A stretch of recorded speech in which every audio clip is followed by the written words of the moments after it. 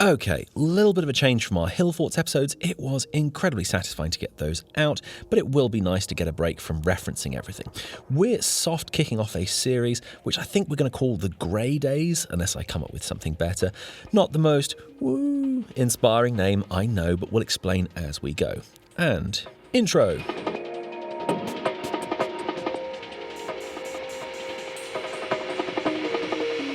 Let's keep the setup really simple. It's late October, starting from Nantes. I've got a clutch of sights to see in northern France, and like Time Team, I've got 3 days to do it. Why here? Well, you'll see. Landed in a rather cloudy Nantes. I had little to no recollection of Nantes Airport from about 5 years previous. It's kind of handy, about the size of maybe Bristol Airport, and it's fine, basically. Well, on the bus to Nantes, you can buy a ticket from the driver, which I always appreciate. The bus systems where the driver is not vested with the power to grant you passage always seems a bit obtuse for the sake of it. I'm looking at you, Northern Italy. Drifted to the centre, with the fog still holding sway. Nantes is pretty modern. It has a few medieval flourishes, sure. Now, here's something admittedly a little silly. The last 3 times I'd been in various parts of France, I had Jen with me, who was born in Paris, and while not fluent, has a good understanding of French, and more to the point, is generally charming and beautiful, which, goes a long way. However, this time it was just me, and my French extends to a smidge in primary school and a couple of years in high school. So as an adult, not good. And the French, maybe this is more of a Parisian thing, but our experience when we were there is they're not over fond of people who don't have a fluent grasp on their language. Fair to say, we are at least as bad at this in the UK, probably worse. Yeah, people here have a habit of being abysmally rude to someone who only has fragmented English. It's a bit of a national disgrace. But as the trip got closer, I began getting anxious that I'd be receiving a rather frosty reception wherever I went. Now, sure, okay, perhaps some French people get annoyed with me. It's hardly a death sentence, is it? And my more sensible side told me that almost everyone I encountered would probably be largely indifferent to my presence. But let's gamify it. I wanted to see how long I could go this trip without encountering visible annoyance from anyone. And of course, to clarify, I am the epitome of trait agreeableness, so I would be doing my best to be polite and non-obtrusive. Yeah, you get it. So I was on a train, the Loire River, following us as something of a ghostly presence through the trees, and so far, having landed at around 10:15 French time, I had gone 75 minutes without anyone getting visibly annoyed. Eventually the fog appeared to be lifting as we got closer to Angers, and to get right to the point, oosh. How absurdly pretty is this chateau? We'll be spending more time in Angers in a bit, but for now, in the short time I had, I couldn't resist snatching a first glance. Quick espresso, just enough French to do that non-awkwardly, back to the train station and on a train. It's 12:35, that's 140 minutes, and I haven't visibly annoyed the French yet. There was a guy who came to an abrupt halt while I was at the curb at a crossing, but it was signal controlled, so I don't think that one's on me. Now, the order in which I do things on these trips never really makes sense from an outside perspective. It factors in all sorts. We've got travel times, opening times, so not a lot of big history sites open on Mondays, for example, and this was a Monday. So don't try and make too much sense of it. It's a bit like packing the freezer. You've just got to get things where they'll fit. So having had a brief glance at Angers, I was back on the train. As you can see, so far my views of the Loire Valley not going to be winning any awards. Off the train at a pretty out-of-the-way place, Le Rosier de Loire doesn't look all that remarkable, especially the vicinity directly around the station, but give it a bit. While I was grateful there was a train there was still, ballpark an hour of walking to get to where I was going. First of all, there's a bridge over the Loire, so finally got a proper look at that. It is absolutely vast. There's something about it that kind of just makes me clasp my possessions a bit tighter. There's never a good time to drop your phone from a height, but something about the swirling water beneath was a reminder of just how much difficulty I'd be in if I somehow yeeted my phone into the Loire. I hadn't been tracking rainfall, but I think it's fair to say that the river was even higher than normal. Rosier is a nice, if small, town. I should have said bridges, plural, as there's multiple crossings. Eventually, on the other side, you're in the similarly small town of Gennes-Val-de-Loire, but again, not really tipping my hand yet. It took about an hour following the road south, but at length, and okay, I had not accounted for how big this thing was. There's a funny thing that happens when you photograph stones specifically. Your eye doesn't really have a way of gauging the scale unless there's something directly next to them. And I don't feel like milling around in the shop like a prick. A lot of people would use their dogs for scale. Sadly, I don't have one of those, so just believe each of these orthostats and the capstone have dimensions close to a Ford Transit. It's actually larger inside than any living room in a house I've lived in. Someone actually built a brick kiln inside, which... rude. You can see it's been partially overtaken by weeds, but even so, what a place. This is on a completely different scale than any dolmens you find in the UK. So let's just say, if I was starting to lack enthusiasm before, this certainly turned things around. And going back on myself just a little way, walked to the nearby Roman amphitheatre. Appears only goats had access, even though the info online suggested it would be open, but, can't be helped.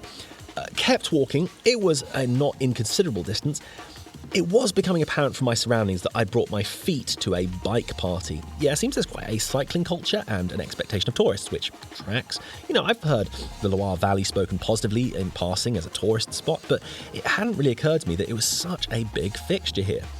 There were some interesting instances of houses cut into rock faces, had not really expected that. Anyway, through a village and into a really remote area, it's the Dolmen de la Forêt. Look, I know the other thing about my limited ability of French, I can't help but overpronounce everything. What would you prefer? It's the Dolmen de la Forêt, innit? Yeah, bloody snog in the bog. Look, just deal with it. So this one has a tree growing at the back, and while not as large as the Magdalena, still beautiful. Also, for some reason, and despite being seemingly miles from the nearest anything, someone had just parked a white Peugeot there for whatever reason. There wasn't anyone nearby. Well, okay. Back on myself slightly and along the edge of the field to this standing stone.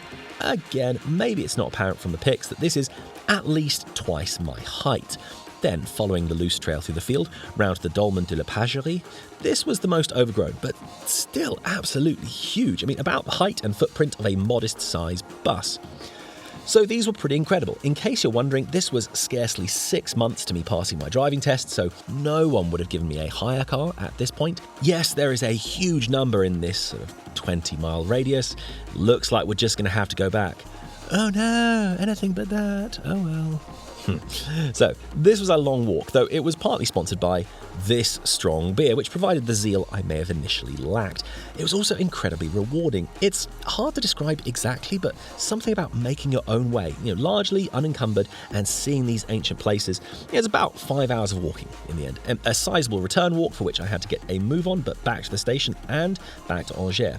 And it was time to go to my accommodation. The apartment was fine. I'd spent a sort of panicked 15 minutes wrestling with a lockbox for which I had a 4-digit code that just wasn't working, only to discover that there was both a 2 and a 2 bis. So I was just casually trying to force my way into the wrong block of apartments. I'm actually slightly relieved that someone didn't come by and then let me in. I would have got all the way upstairs and be trying doors before it would become apparent that I was in the wrong building. Yeah, in fact, let's not dwell on that. With early coaches and everything else, I had slept less the previous night than my 6-month-old son, so I conked out pretty early doors. Up next morning and headed out for an espresso. It was still first thing, so the tiny bit of French I have instantly fell apart, but the lady couldn't have been sweeter about it and spoke back in English and offered a triple shot macchiato, which I happily accepted. So let's see, 8:05, that's about 21 hours 50 minutes, no one visibly annoyed. Time to catch a local bus, might end up annoying a driver here, but no, actually, it's tap on, so having prepared a passable phrase to ask for a destination, the driver just shrugged and nodded at the card terminal. Out to the northeast of the town, not a show-stopping view exactly, but neither does it need to be. So out to a small outskirts town of Verrières. So, not a lot to see so far. What's your best guess? I can confirm it's not dolmens nor standing stones. In fact, background. In the UK, we have a real dearth of places where you can see good, brackets, recreated, wooden fortification systems, despite the fact that throughout history, the overwhelming majority of fortifications have been wooden. Even in the high Middle Ages, where great stone castles like Angers were being built, many fortifications, or parts of fortifications, would have still been built in wood, both for its speed and comparative ease to put together. And working towards the Norman episodes, which we're going to get to one day, in England we have the early castles that the Normans really put effort in, so there's Corfe and Richmond and a few others. But by the end of the 1100s, when they were more established, many of the mottes that had originally been built quickly with wooden fortifications at the top were replaced with stone. These include Christchurch, Launceston, and many others. We do also have the mottes surviving from fortifications that the Normans built but did not maintain indefinitely. There's many in Wales and in Ireland. I mean, I spent my childhood running up and rolling down this one in Chichester. But despite this being such a major epoch in our history, there is scarcely a single one of these wooden castles reconstructed in England. I mean, there's Mount Fitchett, which is... it's all right. I mean, I don't have a PhD behind me to say what's up. It just feels off in a large number of ways. The uncanny valley mannequins are not helping. They do really take you right out of it. But here, just north of Angers, there is a reconstructed wooden motte and bailey fortress, much in the mould that many Norman fortresses would have been made. So I was pretty excited to see this. It's in a public park and you can walk right up to it. Well, the moat at least. I don't suggest you stepping in that. It's only actually open in the summer and school holidays, hence the timing of my visit. So was very much enjoying getting a look at this. Was a little bit early, so I had a chance to just explore the park a little bit. One of my reservations when checking their opening times, it was like, they appear to have a lot of Halloween-themed events in the school holiday. Are they just going to daub the site in Halloween tat? Nah, it's probably nothing. Well, yes, consider the site daubed, but, I get it. Heritage sites have got to make them dollar bills. Families with kids are the bread and butter, so while it didn't do wonders for my shot choice, it's fine. So that was a great catch. Back to Angers, wanted to catch more of the town, but I could feel myself flagging on little to no food, so stopped at this burger place that turned out to be pretty great. Had a glance at the cathedral, though it's a little daubed in scaffolding at present. Saw more of the external walls of Angers, a bit more of the castle before it was time to move on, and it's back on the train. This time, kind of same route, but a little way along from yesterday's stop. It's Saumur. Maybe that's supposed to be Saumur. I'm going with Saumur. You'll survive. Not instantly apparent while I be here. I mean, the castle on the southern bank is nice enough, but the masonry, probably not much older than the 1800s if I had to guess. No, it was another almost dead straight walk to the south. Unlike the previous day where the walk had taken me out to the countryside, this was across the urban area, but it was fine. And after about an hour of walking, and this one's a bit of a local celebrity. It's well signposted and quite noteworthy in this part of the town, and closed. Yeah, despite Google and their own website saying otherwise, apparently they just didn't fancy it today because, you thought you'd get to see our dolmen at a time that we specified? Good luck, nerd.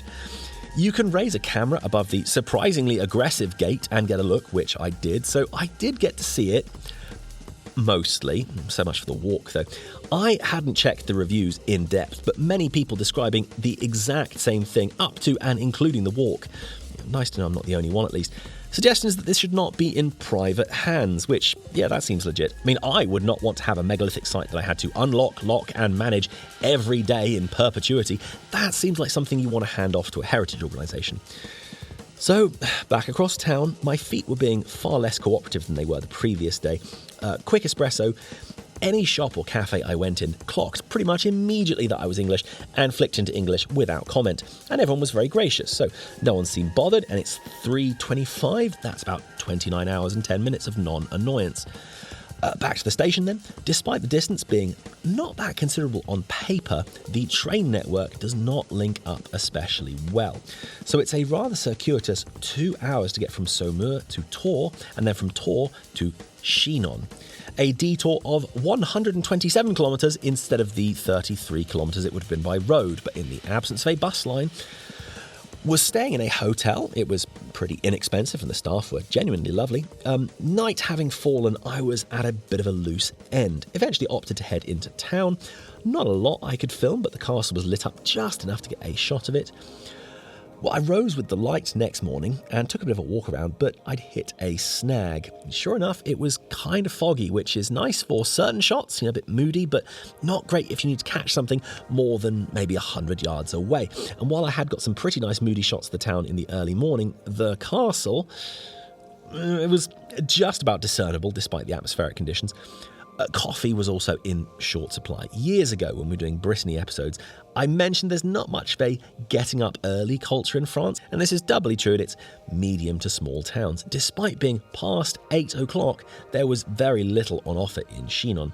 The only place I could find was this, the Cyber Cafe. Not the most cyberpunk of locations, if I'm honest, but I managed an espresso, which was all right, I guess. Got a pretty reasonable wide shot of the castle from across the river. A clear blue sky on the morning would have been preferable, but there we are. Checked out of the hotel and into a taxi. I have no footage, but despite having nowhere near enough French and the taxi driver having no English, he was very gracious and just used Google Translate on his phone and didn't seem particularly annoyed, even though there were a few details we had to iron out. So that's, where are we, 9:15, 47 hours, and no one has indicated their displeasure with my presence. It's a bit of an annoying black hole in the public transport network. You know, these two places, they're medieval, they're clearly going to have visitors. I later learned that there is, in theory, the very skeleton of a bus route, but it certainly doesn't make itself easy to find or use, and out of season, I'm not sure if it was even running when I was there.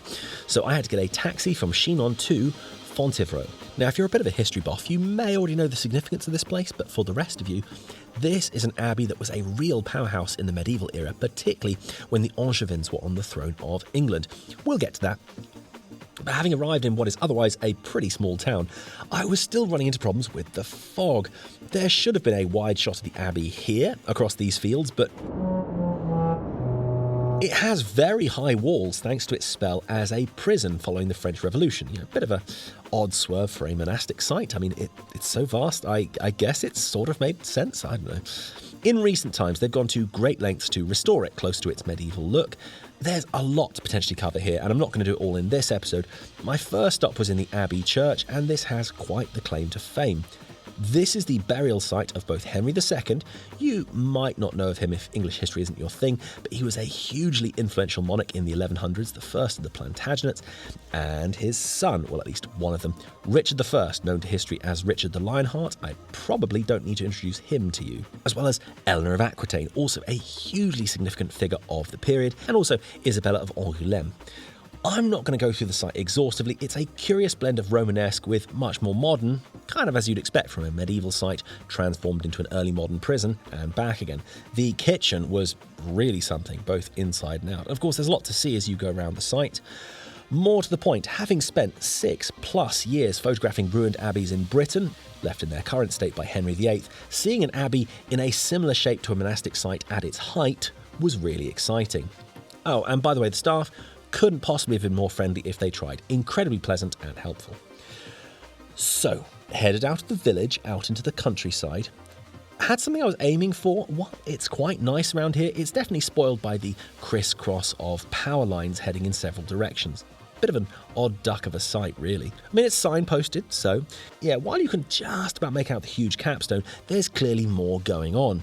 You can see some more modern bricks shoring up the entrance, and if you go in, I mean, it's pretty much a dark hole like you'd expect a dolmen to be, but a grate over the door and what appears to be a fireplace? It appears someone had a stab at living here, which is a choice. I mean, I love dolmens, but that doesn't make them a good place to dodge rent, but well, there we are. Onwards to Montserrat. This actually wasn't a particular target I wanted to see, but it was just a quirk of the website of the taxi company. They would accept Chinon to Fontevraud, and they'd accept Chinon to Saumur, but somehow not Fontevraud to Saumur. In fact, I'm missing a bit of context here. You know, truth be told, I would have liked more time in Chinon, but the stupidity of the rail system meant it would have taken 4 hours to link to Nantes from Chinon, and even then, just barely leaving enough time for me to get to the airport, as opposed to getting a train from Saumur to Angers, which is about 20 minutes. A very dumb quirk of geography that I had to overcome with a somewhat overpriced taxi ride, but there we are. By the way, the staff at Saumur train station, almost aggressively lovely, very helpful and fluent English, couldn't have been nicer. So, mid-afternoon, back to Angers. I know you maybe don't care if you're watching a travel blog about the health of the narrator, but I was experiencing a considerable amount of pain in my left foot for reasons that were not apparent to me. Other than walking some pretty long distances that it would appear most people approach with a bike, I'm afraid my account tapers off here, as I wasn't hoping to do all that much walking. Went to the Collegiate Church of St Martin in the hopes of seeing a comparatively early church, but the staff, who were extremely friendly, explained that the space was currently being used for an exhibit about deep oceans and deep space. Basically, the whole church was in darkness, so you wouldn't be able to see it. So I thanked them, but left. Related note, I didn't actually pay to go inside Angers Castle because, as with most castles, you get infinitely better views from the perimeter, and inside didn't really contain anything from my period of interest. We are almost done. The promises of good weather had decreased and decreased from sunshine and blue skies forecast just a couple of days before I departed to actually no, it's just grey skies and fog for you. So my hopes of catching Angers, or in fact anything under blue skies, were gone. I loitered around the medieval quarter, but even that is just a handful of streets. I really did fancy some melted cheese, so this admittedly cheap Italian place was pretty spot on. Since this episode is about the Loire Valley, I'm sorry if you were hoping I'd be sampling high-end French food. I think you might need to consult a travel blog from an investment banker without a creative bone in their body for that. Eventually back to Nantes, quick drink, and now we're done. So those who know the area may already be scoffing at my attempts to train and walk everywhere. I mean, yes, it appears the area is geared towards cycling enthusiasts in particular. Had I hired a bike, I may have made it to more places faster and more easily. But as I discovered on Orkney, my teenage years cycling to and from school are far behind me, and my estimation of what I can accomplish on a bike are quite far removed from what I actually manage in mileage. Just to cut through here, we have family in the centre of France, around Limoges, and as you'll see in a later episode, I did actually manage to contrive to circle back this way to see some more stuff that I couldn't on this occasion. As for my experiment of whether or not the French would tolerate my ineptitude at their language, the French, or at least the French around the Loire Valley, very friendly, not at all standoffish if you have little to no French. Sure, the Parisians might low-key hate your guts, but look, they have a billion tourists a week, so they're a bit done with just everything. Elsewhere, I'm happy to say I could not have been more wrong. The French that I encountered, not at all salty to non-French speakers. Just under 60 hours, no one tutting, rolling their eyes, or generally getting angry at me for only having a pitiful amount of the language. Just people being friendly and helpful and otherwise lovely, for which I'm very grateful. You caught that this was autumn, right? I'm sure I mentioned that. Well, anyway, it's about this time of year that the filming conditions in most places are starting to get worse. Less light, much lower chances of blue skies. But rather than just staying inside and only heading out when there's good weather, this winter we were trying something a little bit different. We'll explain more soon, but in the meantime, look out for the Grey Days playlist, which is coming up. If you enjoy the music in the background, it's ours. We make all the music for these episodes, and you can catch it on bandcamp.com. If you want to support the channel, that's the best place to do it. I mentioned up top, we just finished our first season on Hillforts around southern Britain. There's a lot of ancient history to catch there. Next episode, we're staying with autumn and heading to one of my favourite places anywhere in England, so come back for that.